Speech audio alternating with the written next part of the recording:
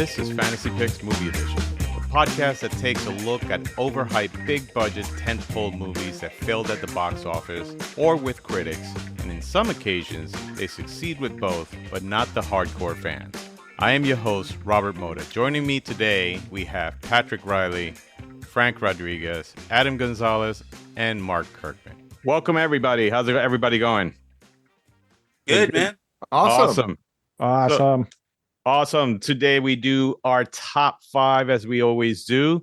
This time is going to be on assassin movies. So we're going to actually pick out the best assassin movies that are out there. Now, as we all know, everybody has their own favorite, but we want to make sure that we pick the absolute best. All right. So, but you know what? Let's discuss something first. I mean, one thing, I was doing a little research on this whole assassin thing, of course, and come to find out that the word assassin comes from, I guess, the Middle East, which is Hashashin, the group that, the Nizari, I think it's the Nizari Islamists. I think, if I'm not mistaken, Assassin's Creed is based off of that. Which is pretty cool. So. But yeah, so they've been around for a long time. They've been all kinds of assassins. Anything that you guys think in history that that you have heard? I mean, listen, we've heard of all kinds of assassins. Lincoln gets assassinated. Kennedy gets assassinated. So that's at least as far as I have gone back. But it's a very interesting life. Do you think there are assassins out there today? I mean, like what I mean by that is like the contract assassins that we see on TV. Or like the kind of make a living off it, like they do one job and then they wait for the next job, and not just a guy who kills one person and that's it, Right, exactly. And that's the thing. I mean, let's talk about the word assassin. I mean, it's a contract killer that either kills for political reasons or, if I'm not mistaken, for personal reasons. So my question is, I mean, how much of that do you think is out there? I think there's probably a lot of it out there, man. I think it is. Yeah, I would like say you so. said, man. I mean, you already listed Lincoln and Kennedy, and Reagan almost got assassinated, so they're out there. They're definitely out there. And as far as we know, those are all committed by lone shooters. But that doesn't necessarily mean that there isn't something else going on in the background where it's like, hey, there's a whole group of them that pulled off these murders and put it on other people. So, right. Any of you guys think that you could actually be assassin? Hell no. I don't know about that, man. Maybe a porn star one, like John Holmes. Jesus. You could assassinate the hell out of a donut. You gotta assassinate that ass. That's what he's doing. Oh, wow. Exactly. Oh, wow, man. Yeah, we went there, ladies and gentlemen. Damn. Sorry. Wow, and so early in the podcast.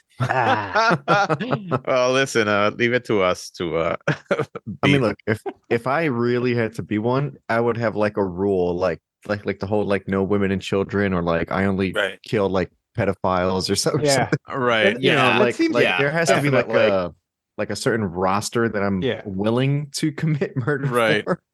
No animals, no cats, no no cats, dogs, no children. Yeah, but think about the money. So let's say, okay, you have a rule that, hey, I don't kill women or children or something like that, but all of a sudden the target is a woman or a child, but they're paying you like $10 million for this. I mean, if you are a contract killer, which has no problem killing somebody, wouldn't that be like a consideration? You're like, listen, the kid has to go. I mean, it's $10 million, man. You know what I got to say about that? What? I would be like, who's the next contestant on The Price is Right? Yeah. Very good. Wow. All right. I mean, no, and think about the life that you lead. I mean, you're constantly you're hidden. You have to keep a secret identity. You have to be hidden from the government. You have to be hidden from the public. Have complete anonymity from the world. Live a solo life, and then you have to, make your profession 100% where you're accurate with what you do and precise, and then move those funds for where you need to live comfortably. Well, the thing is that even that probably is kind of crazy, because even you might get $10 million as, for a contract, but you can't really show it off, because then people start investigating. It's like, where's the money coming from this guy that lives in the mansion with the 5 cars, that kind of thing. I mean, but you then can walk the streets as a homeless man. Yeah. And just pull out whatever you need to as like whatever money and be like, all right, I need a bath and a shower now, so I'm going to go out to Bahamas. When you think about it, right? What was that you were saying, Adam? Sorry. No, I was going to say that, you're presenting what almost every assassin movie is them trying to get out, and they try to rack up enough money and funds to walk away. But in that industry, we'll call it that way, you build up, you just keep building more and more enemies after each kill. So it's like, you go in for the money, you get the money, you want to get out, but now you're known in this underground realm of other killers. Yeah. And then now you have John Wick. So well, you are John Wick at that point. That's literally what it belongs to. Yeah. All right. I mean, but as an assassin, for me, I thought about it and I said, well, would I be able to do that? No, I'm not going to take somebody's life. At the same time, I thought about it. I was like, well, you're constantly looking over your shoulder. You're constantly, you don't know, because you know how it is. The first rule of assassination is to kill the assassin afterwards. Yeah. So you then you have to worry about that, and things like that. So it just seems like a life. I think it's probably a very lonely life. Yeah. Unless you have a whole family of assassins, and that's a different thing. But here's the thing about that, though. If you think about it, the type of person who probably is walking around with the idea that I could just kill somebody in a minute, kind of like a serial killer, right? He's probably already solitary. He probably doesn't like hanging around with people to start off with. So for him, killing somebody is really no different than squashing a roach. You know what I mean? It's like, I don't give a crap about you. I don't know you. So, but I think in today's world, the professional assassin, the covert assassin or something like that, has to blend in and look like everybody else. So, you're not looking at somebody that, looks like, he could run fucking 20 miles or anything like that. Might be somebody overweight like myself, and things like that, which nobody be like, oh, what the fuck can he do? And all of a sudden,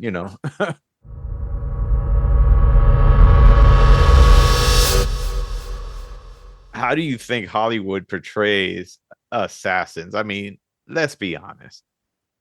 It's glorified. It's very glorified. It's very glorified. Well, on both, we got both sexes actually within the movie genre. We've had several women play assassins. We also had a lot of males. We had a community of assassins too. We've had different ethnic groups within Assassins as well, meaning the movie Assassins with Sylvester Stallone and Antonio Banderas. Antonio Banderas, who is the nasal next guy. Right. And but you also had like ninja movies back in the day, which was Asian based. So ninjas were based upon that. You had American Ninja. You had more military-based movies like G.I. Joe, let's say, as fun for fantasy. You had Storm Shadow and you had Snake Eyes, assassins themselves. Right. And then you had other comic book-based ones. But the thing is also, it's like Pulp Fiction, a whole bunch of them. There's a slew that we could go I understand, over. but what I'm saying is how they get portrayed. I mean, it gets very glamorous. I think it depends on what the Hollywood is going for. Obviously, there's going to be some movies going to be portrayed as realistic as possible. Usually, they're the ones based on real life events, and then there's some that they just want to go over the top for. It's like entertainment, action, adrenaline, exactly. So it's a little bit of both. But the ones that are being based off of real, events. Are those being, how can I say, still glamorized? In other words, like JFK? maybe the real events were sloppy and just wasn't very eventful. But for the movie, in order to attract people to come to the to the theater and tried to, make money off of this, probably they kind of exaggerated the way things went. I mean, I guess the way I would look at it is obviously no one is looking to go into the theater, watch an assassin movie, and then walk out and wanting to kill people. I think the main goal is, and as some weird as it sounds, might disagree. Well, I mean, I guess it would, as strange as this would sound, it would be more like if I was an assassin, I would want to be that guy. I think that's the mentality they want to go with because, it's, depending on that person's morals, why they're doing it. If it's an assassin versus an assassin, then it's like, okay, the lesser of two evils. So, yeah, I think obviously, like, depending on the context of the film, whether it's based on something real or it's like super over the top with the action and the killing, then it's like going to like any other genre of movie. You're going there to see like the spectacle of things. But yeah, I mean, every movie is glorifying something at this point. No, absolutely. And one more thing, I just to add on what he says, I think a lot of Hollywood movies, I think they do a pretty good job of trying to moralize it. Like he said, it's like, and I'm not saying making assassination is moral, but the fact that if you're going to write a script, the assassin is somebody who's going after bad people. So that kind of moralizes it. Or if the assassin is bad, then you have the main character who's after that assassin, who's going to take out that assassin, which he himself is an assassin. So it's like, it kind of like balances it out, and they want the audience coming out feeling good about it and not just like with a bad taste in their mouth. So a duality where you don't have two bad assassins doing the same thing and then they both walk away, or they don't walk away. They both die. You never see that. Right. Oh, okay. All right, Hollywood, actually make that movie. That would be interesting. And I mean, so I think like some of the most glamorized ones out there, especially the world of the topic of, like assassins. John Wick's world is actually really cool. I mean, you got the Assassin's Creed games, franchise that has made such a rich history and such a rich, world.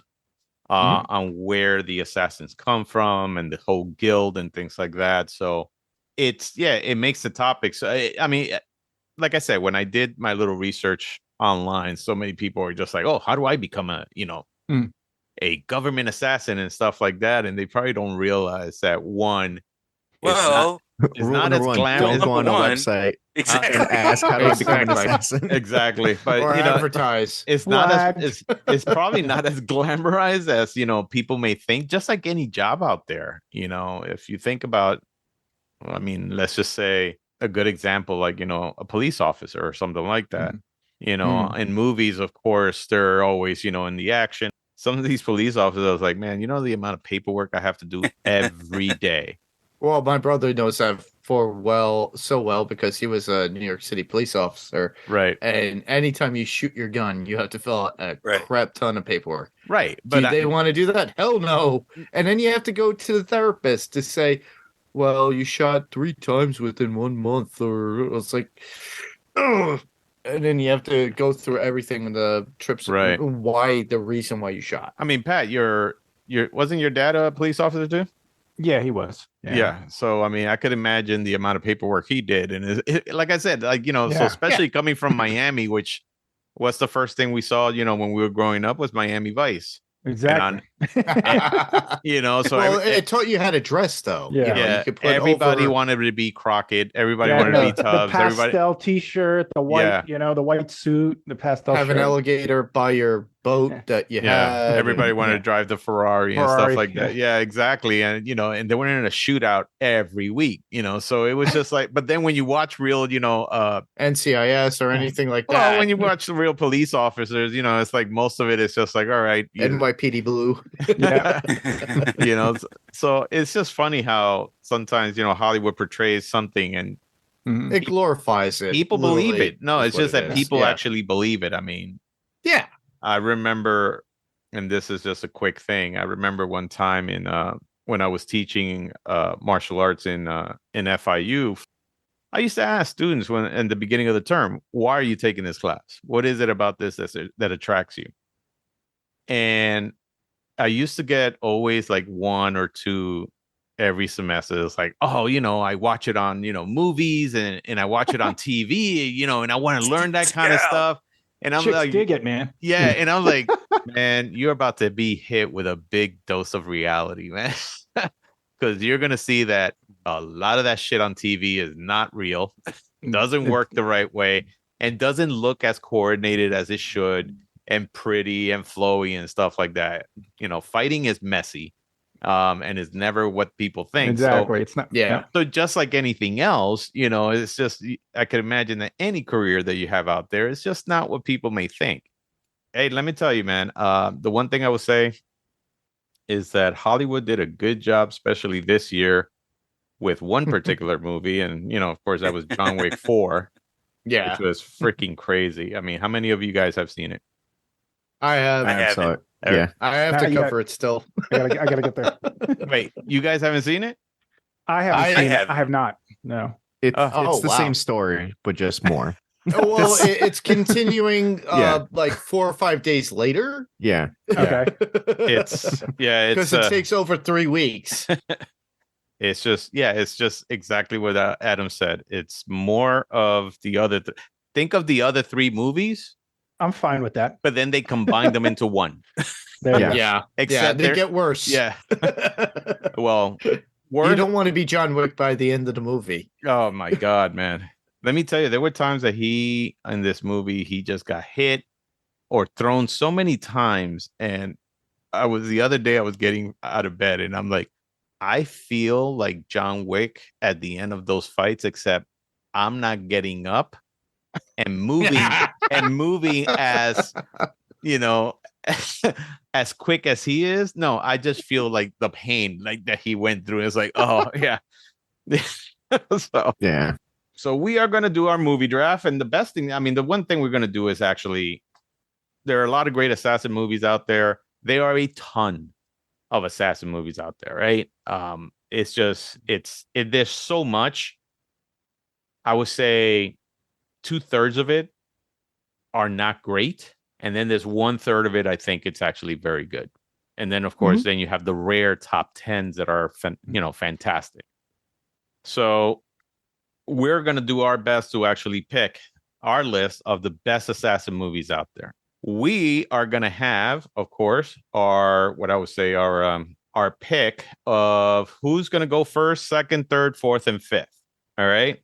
So it's funny. I downloaded this nifty little app that I could spin the little app and it tells me who goes first, who goes second, and all that stuff. So I'm not picking it out of a hat or something like that. All right. So what I'm going to do is I'm going to spin this, and the first person that's going to pick, I'm sure you guys could hear that, right? Yeah, I heard it. Yeah. We're good. First person that's going to be picking is Patrick. So Patrick is the first on the line. So let me just put him in there. Second person who's going to go is Mark. Yay! Hey, Mark goes second. All right. The first. Third person, that would be me. All right. So I'm the guy in the middle. All right. So the last two is Frank and Adam. Let's see who goes next. It's Frank.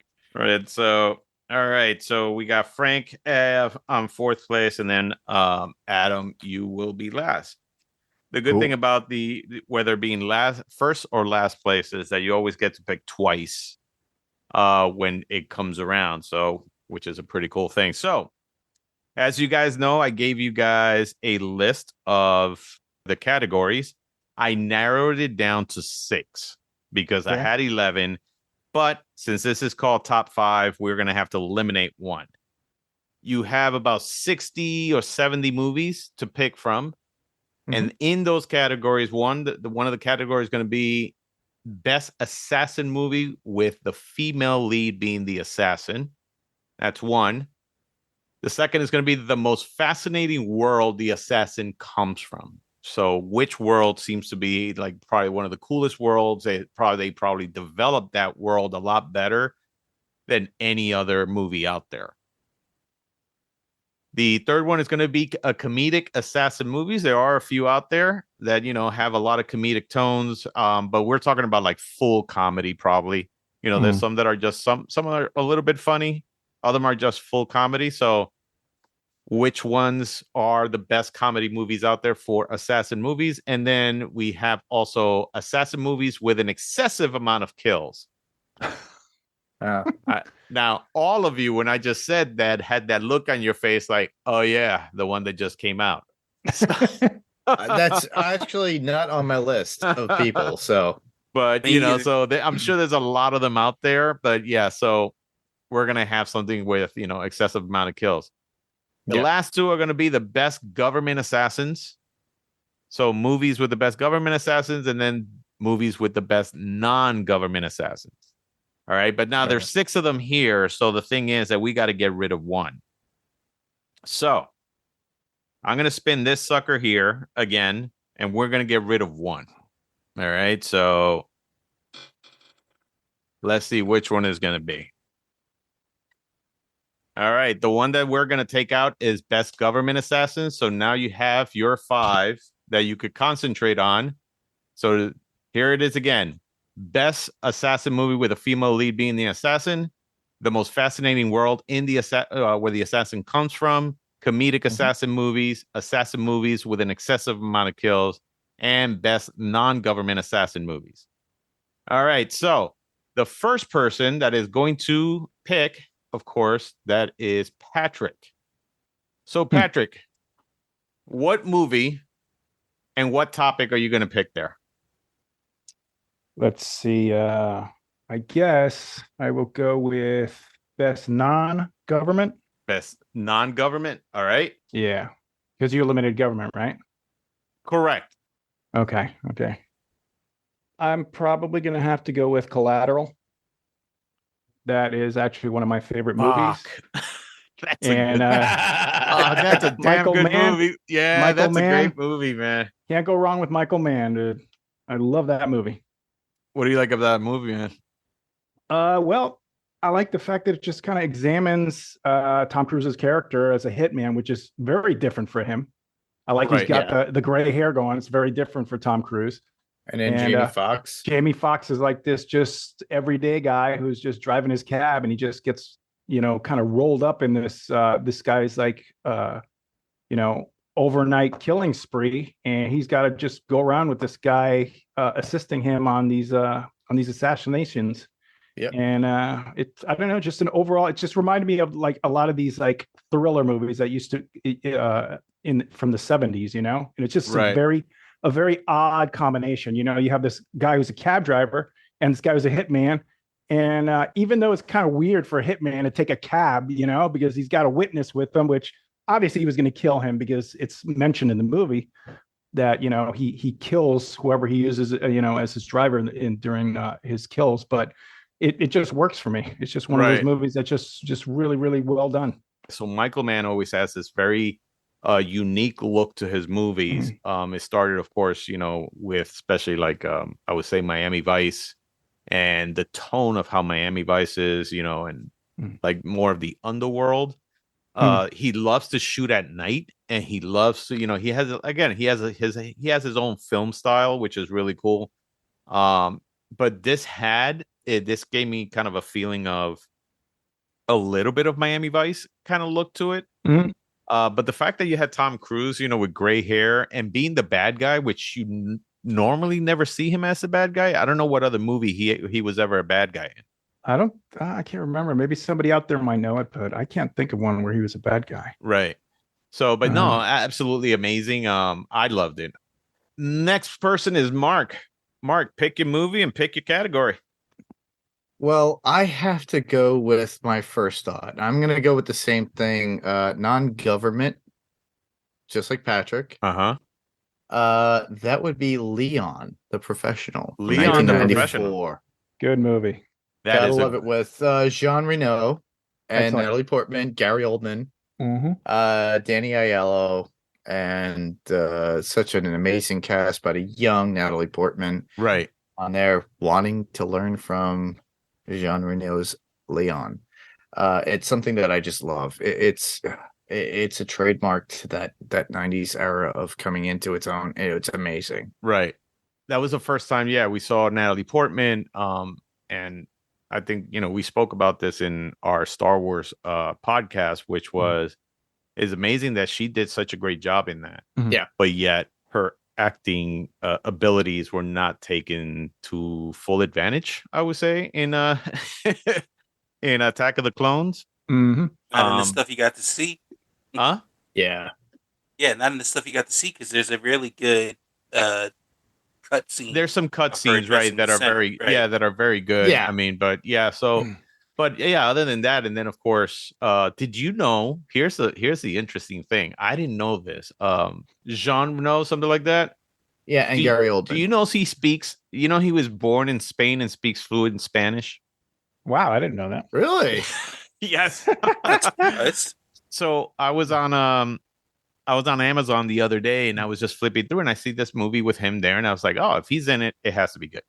So I put it on, and I noticed everybody speaking Spanish. And I'm like, what the hell's going on? And I noticed, and then I started reading that it's a series from Spain. And then all of a sudden he starts to talk, and he's talking fluent Spanish. And I went, whoa, hold on a minute. So I thought, well, maybe they're dubbing his voice. But then I noticed that the lip syncing was just perfect. So then I go ahead and I look him up, and it says that he was born in Spain.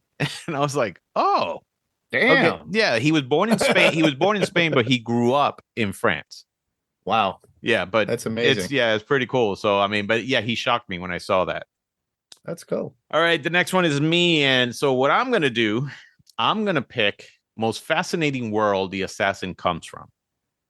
And for that one, I am definitely going to pick John Wick 3, Parabellum. The reason I picked John Wick 3 is like the world that John Wick comes from is absolutely fascinating. From the first movie, and then the second and third, and then even the fourth, you just start to see things that you have never seen before, like this whole underworld of assassins, that this whole world that exists that nobody else is, well, you learn where John comes from and that his real name within that particular movie. Correct. And he was brought up by a Russian family. Yes. And not only was he brought up by a Russian family, but the way they train their assassins, I guess, different from others, but the whole coin exchange, the whole thing that there's an adjudicator, the whole thing that there is, the high table, all these things were just like, holy shit, this world is huge. And to me, it was one of the most fascinating worlds, which I'm so glad that they're coming up with, of course, the ballerina movie and the Continental. The only thing that sucks about the Continental is going to be amazing. The only thing that sucks about the Continental is they're going to be on Peacock, and I don't subscribe to Peacock. So there's always ways of getting those things, people. Right. I'm not going to mention that here. So arg me, matey. Arg, matey. All right, man. So, Sir Frank, you are next. All right, so I am going to pick. I'm going to go with non-government assassin. Non-government assassin. All right. All right, and I'm going to go with Colombiana. Colombiana. All right. Interesting. What made you pick that one? I just think that movie's kind of cool in the way that it's set up, where basically she does become an assassin, but her ultimate goal is to avenge the death of her father. And, granted, yes, she's doing those things, but that's in the back of her mind the entire time. Right. That's really her whole reason for doing it. But they're going with really inventive kills in there as well. Right. And her infiltration skills and things like that.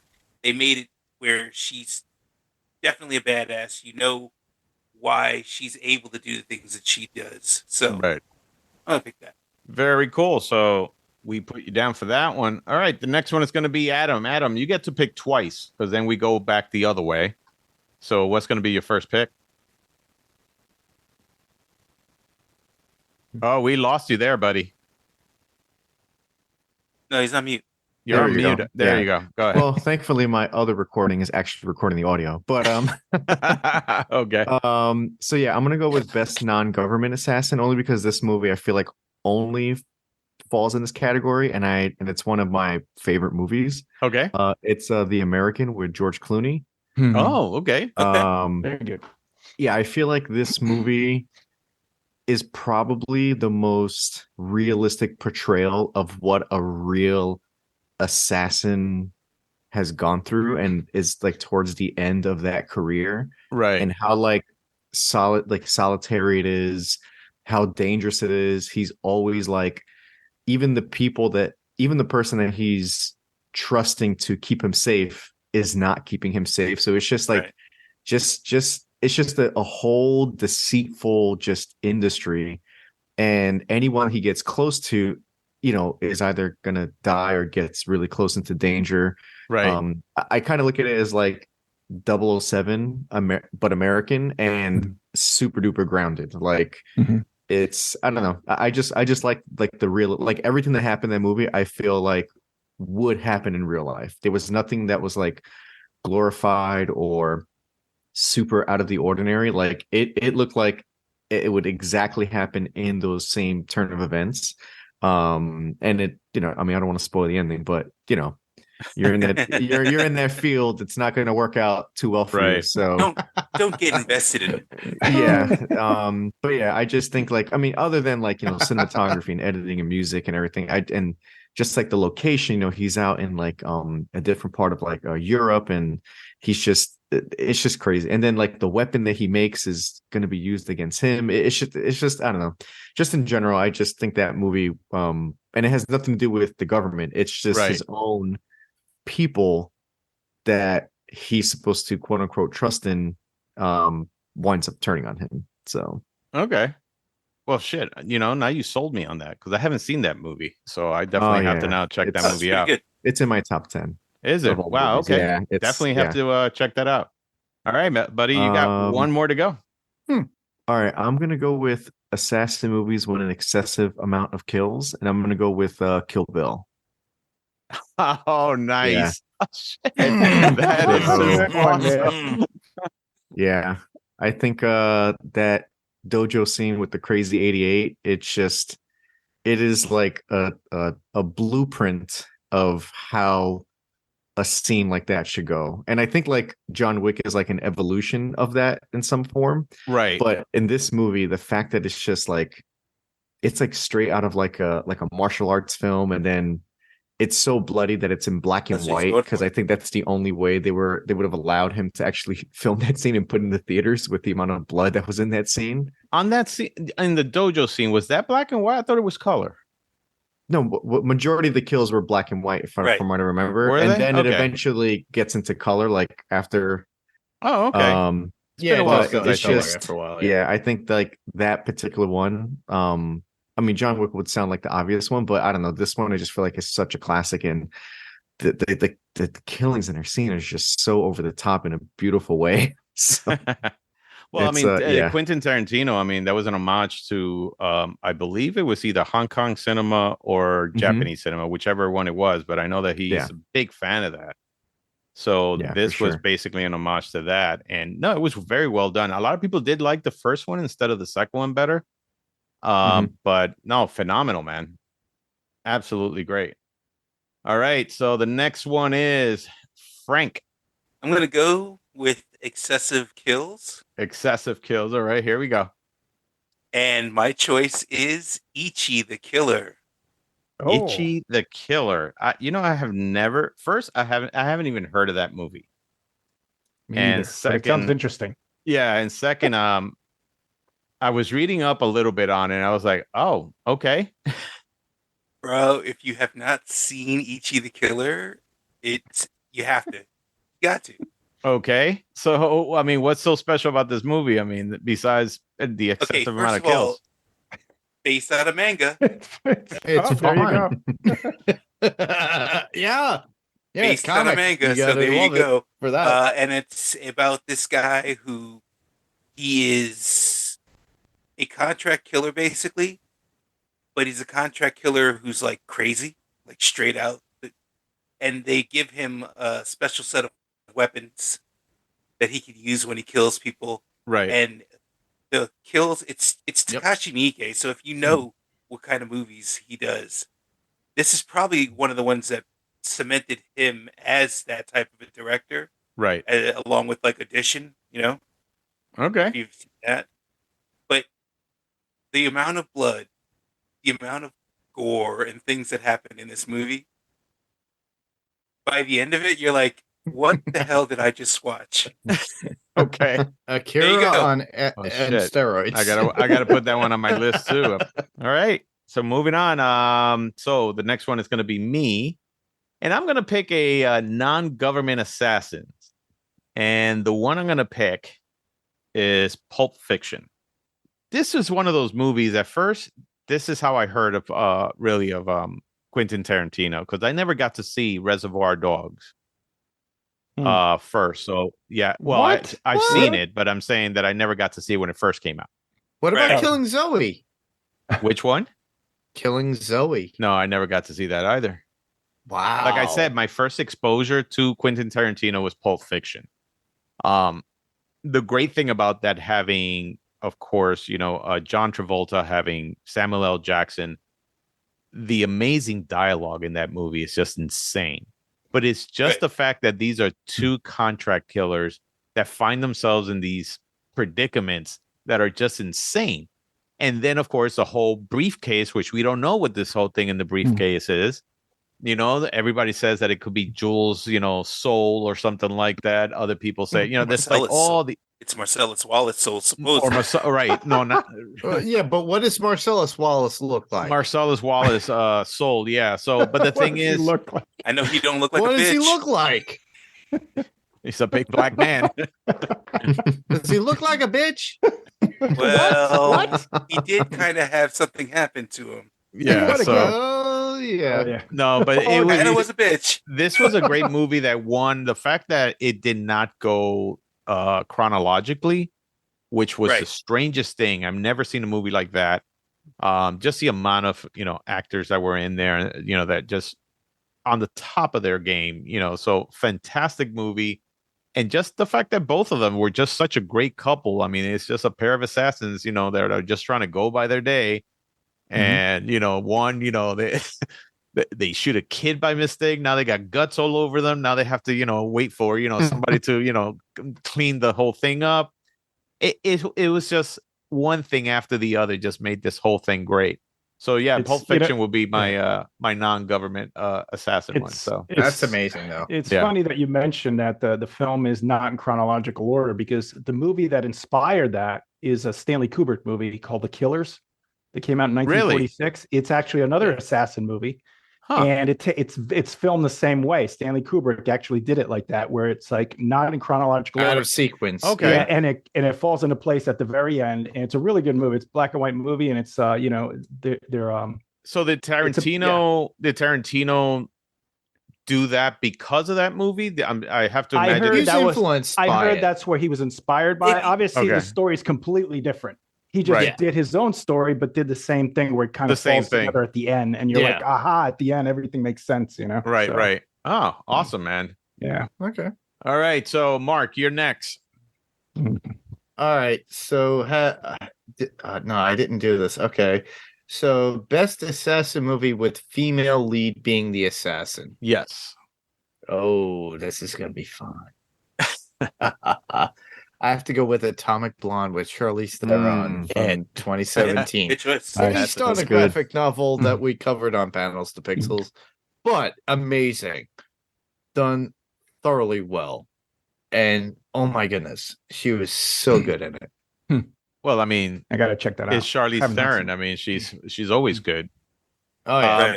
I like that movie. I just don't remember it very well, but no, she did a pretty good job on that. And of course, Charlize Theron is always good at whatever she does. Yeah. But yeah, I mean, anything else besides it just being good that you like about it? It's basically history based too, within the 80s. You got James McAvoy in it. It's based within the 80s, the mid 80s. Right. During the fall of the Berlin Wall, everything else. all that crazy stuff that was going on during that time. All right. Very cool. All right, sir. Patrick. Is it me again? Yeah, it is you. All right, let me see. I'm going to go with Fascinating Assassin World. Okay. And my choice is Equilibrium. Equilibrium. Mm-hmm. Interesting. I don't know if you've seen it. It's basically the best way to describe Christian this. Bale? It's basically a combination of 1984 meets The Matrix. And it's a really interesting movie. I wouldn't say the best, but it's really up there. It's got some excellent action scenes. Right. Very good story. And worth checking out. Pure sci-fi also. Just awesome. What's so fascinating about the world that it comes from? Well, he comes from this kind of like I don't know if you would call it dystopian. It's very dystopian. It's in the future, and it's like dystopian.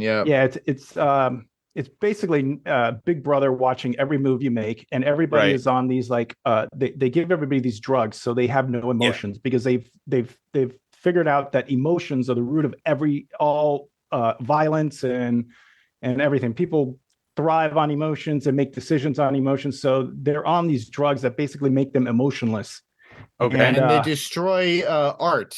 Exactly. They try to destroy literature, art, anything else. And anything that gives you feeling. Exactly. And then you got Sean Bean in there who plays it's like his friend or something. His Christian Bale's, his partner, because they're both cops that crack down on people who are what do they call it? Emotion crimes or something. I forgot what they call it in there. Right.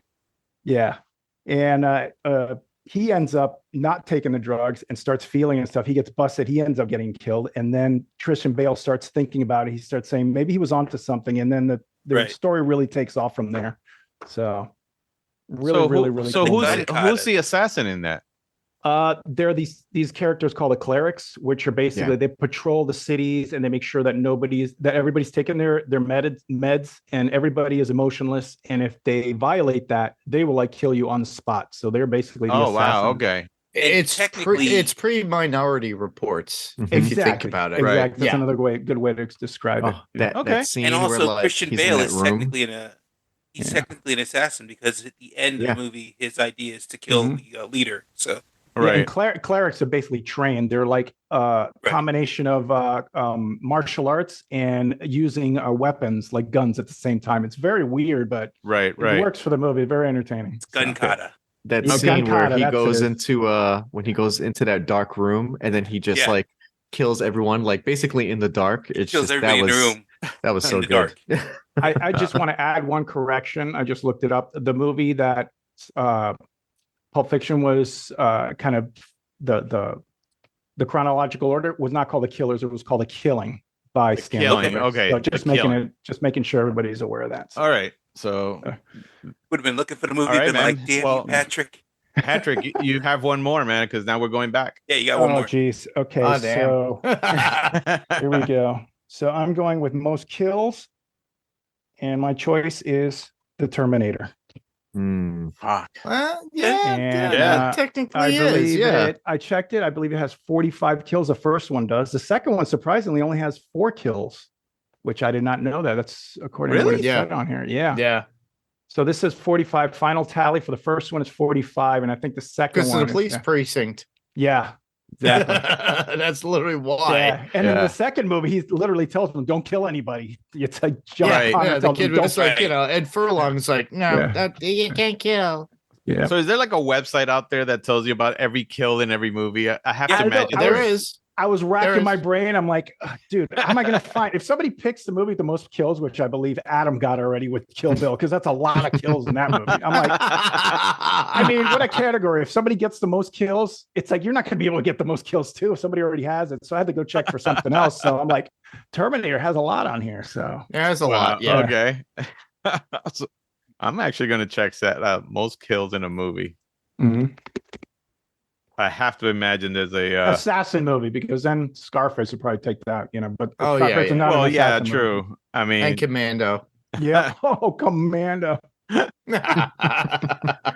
that one will probably be in something that I'll do one day. So, but all right, that's cool, man. So you got Terminator on that. Who's next on that? That would be Mark. So Mark, what's your the most assassin kills. Well, no, I mean you could pick whatever you want. I mean, you still. I will go. Wait, are we doing comedy based ones or no? You choose. You choose. All right, I have to go with the comedy based one. Okay. Just to lighten it up because there's so many kills and everybody's been talking about kills. All right, you don't mess with the Zohan with Adam Sandler from 2008. That's not an assassin movie. I was gonna say it's not in the list. I don't care. I threw it in there. He's an assassin. When did you throw it in there? Rules, man, rules. Just now. No. You got to pick from the list. If you wanted that in there, you should have movies. What about the whole 9 yards? There you go. How many kills are in the whole 9 yards? No, he says comedy. I'm not saying comedy. Oh, the whole 9. Oh, yeah. No, that's actually a cool movie. That's a cool. Yeah, Matthew Perry, Bruce Willis, Rosanna Arquette. Bruce Willis was actually, Bruce Willis was pretty good. Jesus. Okay. I give Mark kudos for the Zohan. That was a funny movie. Yeah, that would have been good. That would have been good, but it should have been. I didn't protest. Sorry, I didn't have time. We'll squeeze it in another show. Yeah, we can. Yeah, that's why I was saying that if you are gonna if you are gonna add to the list, you had a few days, but on the day of recording, it shuts down. So. Smell the feet, worship the foot. Worship the Give me my fizzy bubble. All right, so my next Jesus.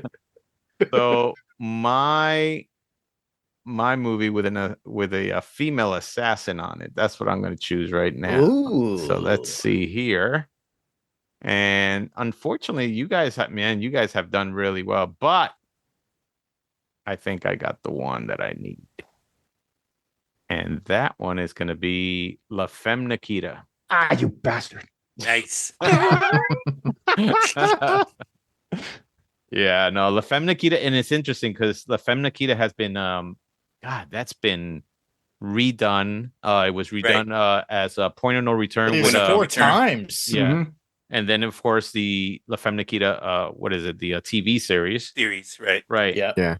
What I like about it too is they didn't care, man. It was a foreign film, and they left it as a foreign film, and they didn't try to change it. And funny enough, that how that movie at a lower budget came out to be a much better movie than Point of No Return and everything like that. So, but yeah, no, I like the topic. I like the fact that they grabbed her because she was a junkie. They grabbed her and they made her into the lethal assassin that she is. And I really love the parts of how she is trying to do these kills or these assassination attempts while trying to still have a relationship and juggle those two things at the same time. Yeah. And you could see it in her face how hard it is to just, because she's fallen in love with this guy so much, and how hard it is for her to keep lying to this man and to keep doing these things. This is a life that she just does not want to be in. And you could tell that, right away. So, but yeah, awesome movie. La Femme Nikita is mine. So, all right. Next one is Frank. Yep.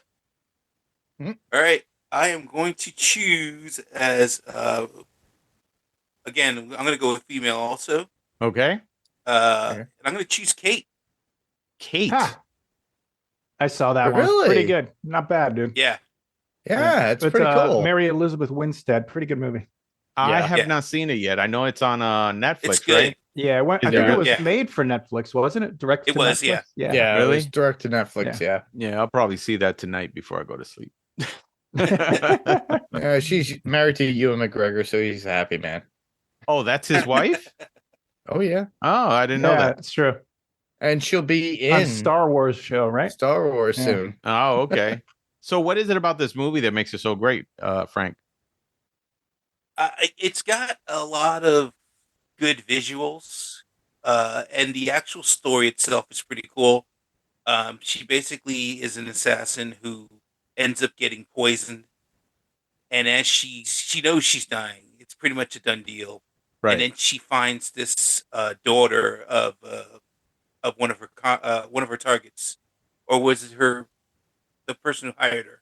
Right. And like she decides to protect her because he at some point decides he's going to kill his daughter. Or, she decides to protect the daughter before she dies. Yeah. Okay. Pretty cool. Very cool. I'm wondering if she's continuing on her saga because she played a character in Harley Quinn and the Birds of Prey, where she was an assassin that was brought up within that kind of group and used a crossbow. Okay. Just to throw that out there. All right. So the next one is Adam. So Adam, what do you got? All right. So the first one I'm going to go with is comedic assassin movies. I feel like this has some comedy elements towards the beginning and end. Right. So, but it's definitely more action. But the comedy is what kind of like starts the movie. Wanted with Angelina Jolie and James McAvoy. Wanted. Yeah. Okay. Yeah, it does. Yeah. Wanted's So it's and I think that's what's funny is that the way the movie starts is almost like everyone's everyday life. It's like you're at a job that you don't want. It's mundane. Right. You have the boss that like you wish you can kill, and then he's taking these pills that like actually are suppressing his hitman capabilities. And then once he realizes that when he doesn't take it, he unlocks all this like crazy like gun twisting in the air, bullet type of stuff. He could curve bullets. Yeah, basically curve bullets, basically. So it was and I like the fact when that one particular scene where he took the keyboard and he smacked him across the face, and then like the keys fell out and said "fuck you," and then it like went away. Did you notice that the "you" and "fuck you" or in "you" is actually a molar? Oh really? Yeah. I say that because I saw this movie today. I mean, I was just like, I've been watching an excessive amount of fucking assassin movies in the last few days. And that was one of them that I saw today because I was like, I haven't seen this since I think it first came out. But you're right. It was just that part on it was just awesome. Yeah. Rob needs some therapy. That's why, because he's been watching a lot of assassin movies for the past 2 days. Hey, be careful. And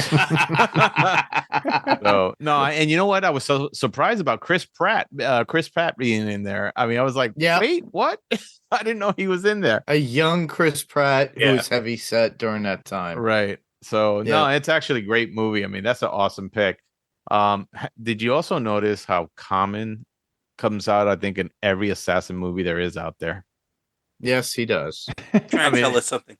Is that in his contract or something? Like, does it have guns and and like the phone booth? Yeah, like it's crazy. Or a bus? Yeah. All right, Adam, you got one more.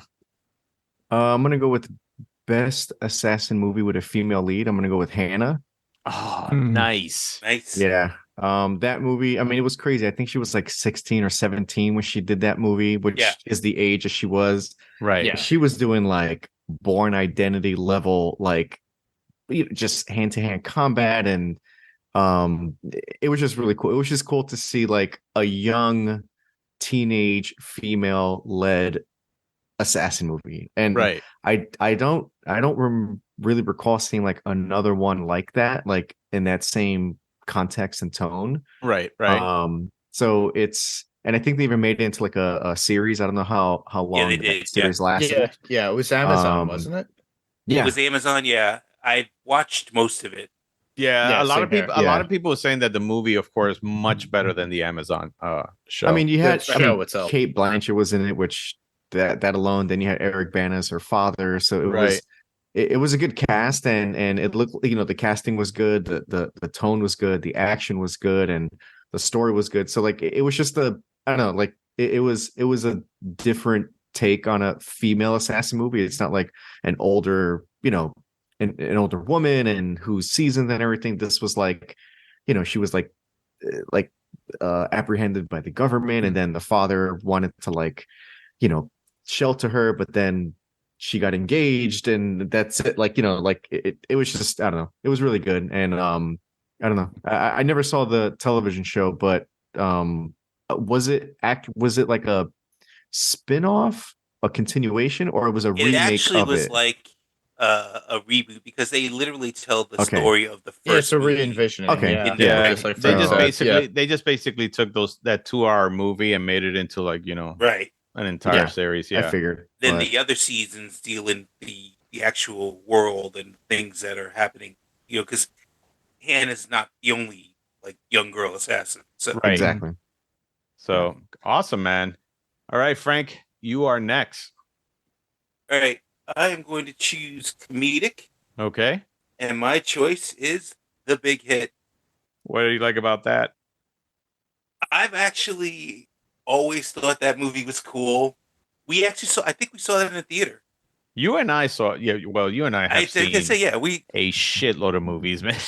I mean, we've seen a whole lot of them, but this is one of the ones that we actually went to go see it. And I think just the whole idea of it, these young dudes who are contract killers, it's kind of like the start of the world of John Wick, but right, really pared down. It's none of the extra stuff of the Continental or anything like that.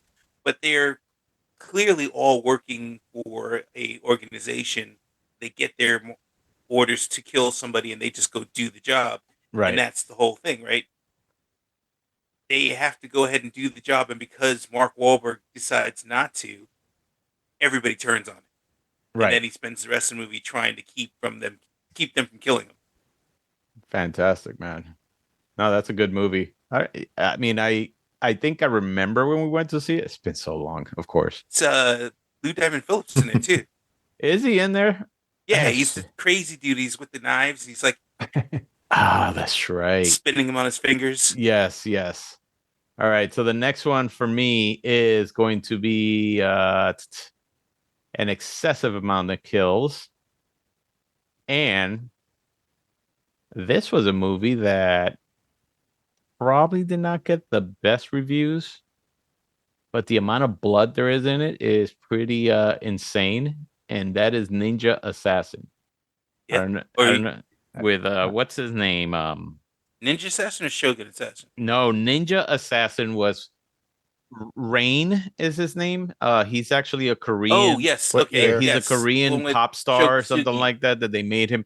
But what I liked about it was, first of all, it was very stylized. Like you could tell that the weapon, especially the weapon that he was using, was all CG because of the way they were doing. But it had the all-time great actor in there, Sho Kosugi. Yeah, for as his son. As his master, actually. And that was just, I don't know. I always liked that movie. The dialogue kind of sucks. But that being said, the kills are just insane. Yeah. The amount of blood and the amount of shit that happens on there is just all over the place. But yeah, I actually like that one a lot. That was actually pretty cool. So yeah, that's my pick. All right. Who's next? Okay. All right. Non-governmental assassin movie, because I've already done. Oh, I already did non-governmental. Okay. And I've done funny. I've done. So what you done? You've done female assassin. Funny. You did comedic, and then you did non-government assassin. So you still have female. Okay. Excessive amount of kills or Fascinating World the Assassin comes from. Excessive amount of kills. I would say The Accountant. That was a good movie. That was a Ben really Affleck good movie from 2016. 28 kills. Very well. Based upon issues that somebody has with their own mental well-being. Has Anna Kendrick in it. Ben was actually really good. Yeah, I thought so too. It was it was very interesting seeing him play. Like, I guess what is it? He's autistic. He's autistic, right? That's what it was. Right. Yeah, and it's just the way he portrayed him was actually pretty cool. I mean, just very, and that's what I always figured an assassin would probably be more like, just very, recluse or something like that you just don't, Awesome, man. That's actually pretty cool. Patrick, what do you have? Okay, I was going to go for female lead, but it looks like you took mine, so damn you. And then that's the point. That's the point of the podcast, man, to try to get the best list out there, man. So yeah, and then somebody took my second one, Hannah. There goes that. And then somebody took my third, Kill Bill. There goes that. And what were the other? Yeah, we all have our favorites, dude. Well, that's why I do the categories, man. That's why you have to have multiple backups just to do. So you have. I think we've already picked one a in the lot of chamber. backups, man. Jeez, let me see. Hold on. Nikita was in there La also. Femme Nikita, yeah, I did. Yeah, that was already picked. Oh wow, yeah. Atomic Blonde was already picked. Atomic You Blonde haven't even was picked TV. I'm sorry. Well, they could have pulled from TV. No, these are all films. Yeah. No, Yeah. no, these are all films. Darn. That's why the damn podcast called Movie Edition. And then there's Kate. Kate Well, was he's got to do TV edition soon, people. Kate. Kate was taken. Yep. Let's see. Wow. I mean, I see a couple here. Yeah, I haven't seen those. I have one specifically in mind that he could pick. I guess I could go. I mean, not my favorite, but I could go with the remake of La Femme Nikita, which is Point of No Return. Point of No Return. With, Bridget Fonda. I haven't seen that in a while, but I remember it was pretty good. So, I mean, what was her name? Bridget Fonda. Bridget Fonda is actually not bad in that movie, and comes from an incredible, acting family too. I mean, so as well, yeah, the Fondas. Yeah, the Fonda. So amazing. I mean, Henry Fonda, Bridget Fonda. So Jane Fonda. No, but it's funny. I liked that movie when it first came out. And had no idea that it was based off, La Femme Nikita. And then when I got to see La Femme Nikita, I was like, oh, okay. And that's why I like that. Yeah, much better. She was also good in what was it? Jackie Brown. Did you ever see Jackie Brown? Yeah. Yes. No, the one that she had a roommate or something like that. Oh, single white female. Single white female. Yeah. And Singles was another show. Oh, that's right. Yeah. That was actually a really good movie. That made you. She's a really talented actress. Yeah, that made you go, hell no, I'm never going to be with a roommate. Yeah, but you live with 3 or 4 of them now. Claire Flynn Boyle. I also live with blades underneath my my bed. So that being said, wow, you have my. What, you stole my sword? Don't need to steal your sword. I got mine. Thundercats? No, I got a real one. All right. Oh, okay. All right, Patrick. Okay, this is my last one, I think. This is your last one, correct. So comedic, I'm going to go with Gross Point Blank. Nice. Oh, amazing film. Yeah, that was a good movie, man. That was John Cusack. Such an awesome his concept. Sister. Yeah. Oh, yeah. And it's what's Minnie Driver. Minnie Driver, exactly. Right. Yeah. Mm-hmm. Nice. So the story is basically Benny the Jet. Yeah. Your kid is. But the basic storyline is Hitman goes on a job. I think he goes on a job, and it happens to be where his 10-year reunion is. And he reconnects with his old the girl he liked back, the flame, his old flame, and he's got to work his way around that. Kind of juggling. Makes for a funny situation. So cool, man. Yeah. All right, so you are done with your list. Pretty cool. Mark, you are next. You have most fascinating world the assassin comes from. Okay, we have a lot of them here in this one particular movie. I don't know if it's on your list because I didn't look at the list, but I'll pick the first one. You should have looked at the list. I didn't look at the list. Sorry. I'm just going to go with the Smoking Aces. That's in there. That's good. Smoking Aces is pretty good. Yeah. Because I love that movie from 2006 because you got Ryan Reynolds. Yep. You got Jason Bateman. You have Alicia Keys. I forgot so many people are those famous people. people. So many great. There are so many actors in there, man. I saw Chris that today. Pine. Oh, yeah. I bought this. I bought the double feature on iTunes. So I watched it on my Apple TV. So I bought the double feature. I watched the first one because it's like, is this jizz? Is jizz? On my $10,000 jacket. I would have to say that movie I never saw ever, and then until today. No. Yeah, today was. Really? I thought I saw it, and I was like, "Why don't I remember this movie?" And then when I was Jeremy Piven was perfect for it. Yeah, I'm watching this movie, and I'm like, "Holy shit! I've never seen this movie." So yeah, no, it's a fantastic movie, man. That is actually Chris Pine is the one that shocked me. So I'm watching this. I was like, oh, okay. I didn't know that, Ben Affleck was in it. And then I'm watching, okay, Ray Liotta and all these people. And then all of a sudden I'm like, why does this kid look familiar to me? And then I'm like, and I'm looking at him and then only towards the end I went, wait a minute, that's Chris Pine. Yeah. So yeah, no, great movie. That was an awesome movie. Yeah. one of my favorite cameos in that is with Jason Bateman, where he plays that creepy guy in the hotel room. Yeah, and he had the bunny rabbit. The bunny rabbit. I think he had like bees or something on his mouth or something. Or the kid with the karate, with the heart on. Oh my god, the karate guy. The karate that was kid hilarious. Yes. And he had like, I mean, let me tell you, well hung kid, man, because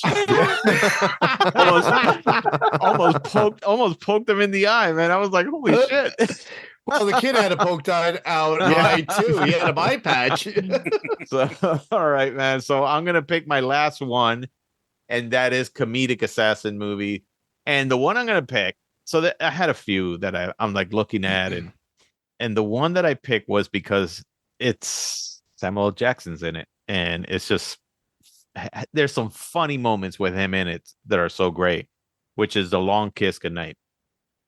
Yeah. Oh, I haven't seen that. That was on my list too, but I was going to put that for female with Gina Davis. Yeah. And it's honestly, Long Kiss Goodnight came out when? It was like 1996. Oh, yeah. 1996, yeah. It was like before anything. And Gina Davis did a pirate movie before pirates was like very much in the mainstream. Which before epically failed. Yeah. epically failed, but honestly lives in classic history apparently, because a lot of people are going back to it. Really, because it still ranks as hot garbage. What was it? Cutthroat Island. Cutthroat Island. Yeah. Cutthroat Island. Yeah. Not only that, it was excessively expensive. Yes, because the studio just was bleeding money for this movie that did not make any money back whatsoever. And that's why Hollywood was so turned off by pirate movies because of that movie that it took Pirates of the Caribbean to bring that back. All right, man. Frank, you're next. Yes. Okay, I think my last one is Fascinating World. Yeah, okay. Fascinating World. I'm going to go with Ghost Dog, The Way of the Samurai. Oh. I love that movie. It is so funny. Wow, Frank, you come up with the most obscure stuff at times that makes sense. I don't know how you do it. Ghost Dog is really awesome. It tells the story of Forrest Whitaker, who is the most unlikely assassin that you're ever going to see walking down the street in the Bronx. But it's awesome as far as the world because he basically says to himself, I'm a samurai. I'm an assassin, but I'm a samurai. And he kills people for this guy who basically saved him one day from getting his ass kicked and shit. Right. And this guy, he's a mafia guy, but he didn't ever want this kid to be his assassin. He just all of a sudden started coming up to him and goes, you're my retainer. And, he has to do things for me. He talks to him with pigeons. He walks down the street in New York and he runs into like RZA from Wu-Tang Clan, and they're like, "What's up?" like they acknowledge each other, and you can tell like they're both assassins. Right. It's a cool movie in the sense that it's like you were saying. It's this guy from the Bronx, but he is following the code of what the samurai is, and he does a lot of a lot of quotes from the Book of the Five Rings from Miyamoto Musashi. And you hear a lot of the quotes from those old writings, from Japanese old writings, but it's actually really cool. I mean, it's not the most exciting movie, I would say. Well, it's Jim Jarmusch, right? So it's he doesn't generally do movies like that. He more is making the movie to make it as an art piece. Correct. Which it's more of a character study than anything else, which is what I like. Yeah, exactly. So. All right, Adam, you're gonna kill where he gets the guy and he puts it like the guy's like looks in the sink. He's like, all right, Adam, you're gonna take us home here. So yours is the most fascinating world the assassin comes from. That it is. So a lot of the ones were already picked, but for me, I'm gonna go with Looper. Nice. Really? That's an assassin movie? Okay. Hayden Christensen. Oh yeah, you didn't know that? Yeah, I didn't think of it as an assassin movie. Well, that's what they assassinate their past selves or past. So for me, it's like it mixes kind of like all the genres I like. It has sci-fi, right? It has the action, it has the No, drama. no. Are you talking about Hayden Christensen or are you talking about Bruce No, Willis? Looper, Bruce Willis. Bruce Willis with Joseph Gordon-Levitt. Yeah. Joseph Gordon-Levitt. Okay, you're right. Looper, I'm thinking of somebody who teleports. Jumper. Okay. Okay, that's right. Somebody said Hayden Christian. That was me. My bad. Yes. Okay. I was like, wait a minute, that's a weird movie. Jumper, Looper. What's the difference, man? It's I like the whole idea of like assassins in the future and assassins in the past. Right. And I think they even put like a prosthetic nose on Joseph to make him look like Bruce Willis. Like Bruce Willis. And I think one of my favorite scenes is when Paul Dano is being tortured in the present, and then you see him like missing limbs and fingers in the past, and then he's in the present, you see all those things, and then they write a message and it becomes like a scar. So I just the whole concept was just really, really cool. I think I could have dealt without like the whole telekinesis thing. I guess it was needed for the main character at the end. Right. That was the only thing that felt a little like they had to sell it to me a little bit better, but the time travel thing was great. Like I thought that was like so awesome. Like it was such a simple concept. And the fact it's that keeping yourself in check, it seems like throughout the whole film. Yeah, it's a fascinating world in the fact that time travel gets it becomes illegal. So of course the underworld is using it. Right. And then they're using it to basically murder send people back. Yeah. But I like I love the makeup for Levitz because it was not only the nose but the lip part too. Yeah, they did a good job with it. Yeah, they did a really because they had some really close-ups of him, and that makeup was flawless. I was like, holy crap, so kudos to the makeup artist on that. And not for nothing, Jeff Daniels played a pretty good crime boss. Oh my god, yes, he did. Yeah, like, he did. Like that was, obviously, when I think of Jeff Daniels, I'm thinking of like Dumb and Dumber. So I think of Speed. But I think of Speed. But yeah, I mean, he pulled it off like really, really good, and Emily Blunt's in it, so the cast was good.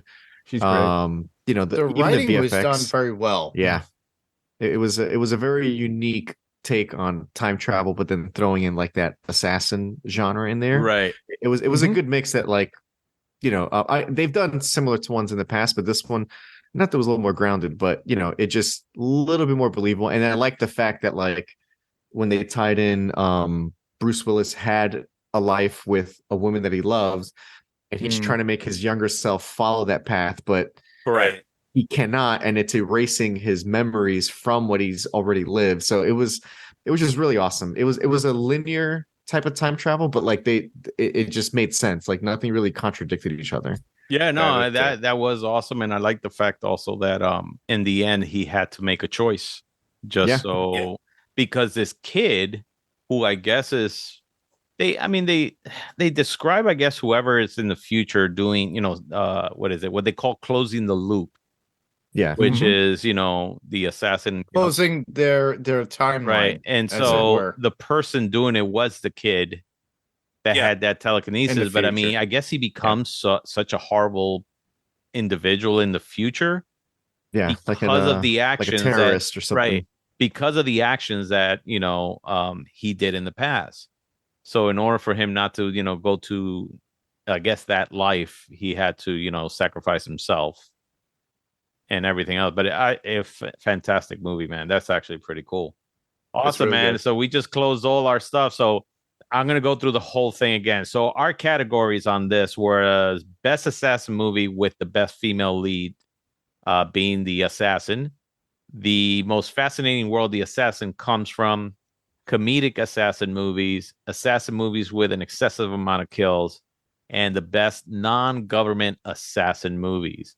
So Patrick has Point of No Return, Equilibrium, Gross Point Blank, Terminator, Collateral.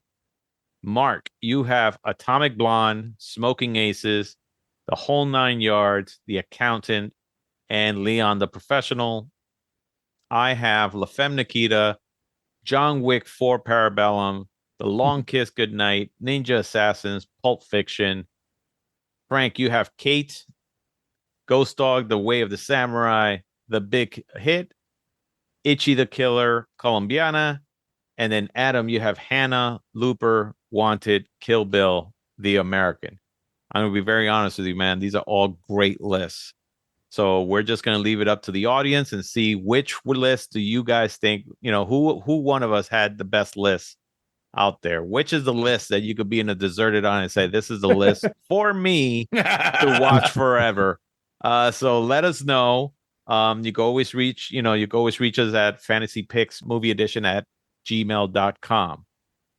With that, I mean, hey man, our podcast is pretty much over, but I mean, this was fun. I mean, just discussing these assassin movies. It's amazing the amount of assassin movies that are out there. It's amazing. I gotta give us kudos. I'm sorry? Because nobody, I'm going to give us kudos because nobody picked John Wick 1, 2, or 3. Yes, and I was going to pick John Wick 1 for, which one was Fascinating World?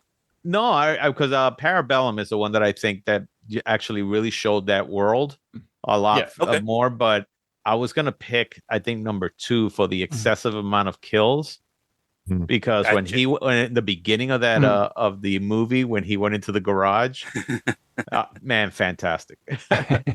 So, but then there's other movies. I mean, I'll be honest with you, a movie that sucked really bad, but its world is fucking. I think it's probably one of the most fascinating worlds is Assassin's Creed, and it sucks that the movie was just horrible. But it comes from such a rich world, of course, from the gaming. You're a fan of the game, yeah. You're a fan of the game. You know that world is so insane. Or what about Hitman? Hitman's another one. Yeah. Even though Hitman was from a game, but had Agent Timothy 47. Olyphant. Right. I'm surprised nobody picked for comedic Bullet Train. I saw Bullet Train. Yeah, I didn't quite get into Bullet Train. No, man. I loved it, man. I thought it was funny. Bullet Train. I really enjoyed it, but the thing was, it wasn't hot on my list. I go with the classics that I love that I go back to. Yeah, so. I'm so glad nobody picked Electra. Electra. I came close, man, because my choices were like dwindling toward the end there for female. Oh my god, Jennifer Garner's still making money on that. It's okay. Did anybody see Polar? Yes. Yeah, I saw Polar. That was an interesting movie. That was really good. Too. That was really good. And I was actually surprised. I don't know if anybody else noticed, but that movie was kind of like half comedy, half like serious Hitman movie. Whenever they showed the villains, they were like cartoon characters. They were so over the top. True. And then when they went back to what's his name, the main Mads guy, Mikkelsen. Mads Mikkelsen, and the girl. It was just like it was a very kind of serious drama, and he's trying to get out of the biz, and and he takes this girl he was jacked for that movie. Yeah, he was. Oh, he was. Yeah. But the excessive amount of sex that was in there too was incredible, man. Damn me. Yeah. Okay. And then there was also Mr. and Mrs. Smith, which was also very comedic, and that's where very true. Yeah, that's where, of course, that whole drama unfolded with Brad and Angelina. Yeah. I almost picked that one, but I wasn't sure if she was the lead. I was because staying away. They were both. They were both. Okay. Yeah, they were both. Red was another one that was actually funny. Right. I actually liked that. John Malkovich was fucking hilarious in that because he was just John Malkovich. I mean, he's out of his mind. Yeah, he's out of his mind on that movie. I was remembering the movie with Jennifer Lawrence where she was a Russian. It was like Black Widow on acid. Right. Yes. I forget the name of the movie. What is it? Yeah. Another one I'm surprised nobody picked was Sicario, which is just such a great movie. Oh, I actually had that on my list for governmental. It was just Anna, same. the one with the. But the one that I'm surprised nobody picked. No one picked. And it's just, I mean, I love these movies. The Bourne Identity, man. Bourne Identity. Yep. I was going to say. The thing is, it's hard to fit it into the category sometimes. I had a list. That's on my list, but I was trying to find a category to fit it, and I just. Which one, Matt Damon or Jeremy Renner? Oh, you could have Matt Damon. You could have fit that because look, he fits under Fascinating World because of course it's the CIA and all the stuff that's there. Yeah. He did not have an excessive amount of kills, but and there was no he was government though, so that's the only thing. That's the only thing. Yeah. The other one I'm surprised nobody maybe it's just me, which is a movie I think they did an awesome job because it really captures the style of 70s suspense movies and those crime movies, is Munich, but that's a government movie also. Nice. That was probably one of the most realistic depictions of assassins that I have seen. One of the best ones. Well, that's a fantastic movie. Yeah.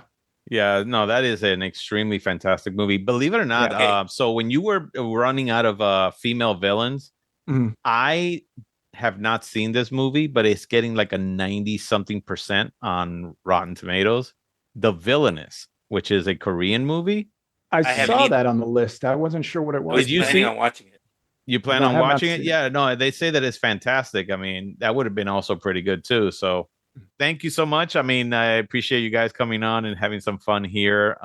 Adam, so where can they find you and what are you doing these days? Just doing a lot of writing, really. I'm trying to see if I can develop my next feature film. So I'm trying to see if I can do the very first properly made Edgar Allan Poe biopic movie. Oh wow! So yeah, it's been something that's been like years in the making, and you know, but I just want to make sure I get the story right in the way that I want to tell it. So that's it's in the writing phase, but that's potentially the next project. Cool. If you need somebody, a Dominican that's going to portray him, let me know. The Latino version of Edgar Allan Poe. Actually, he's a Dominican assassin in my story. So if you want to, I think it'd be the perfect fit. Dominican assassin. Edgar Allan Poe. That's a good one. What else you got going on? No, just some film festivals, some previous projects. Everyone, they can all check it out at gildedharbor.com, gildedharbor.com. Right. It has all the latest projects that we've already worked on and all the future stuff that we have. All right, guys. Well, thank you very much. And for everybody out there, if you like what you hear, let us know what you think.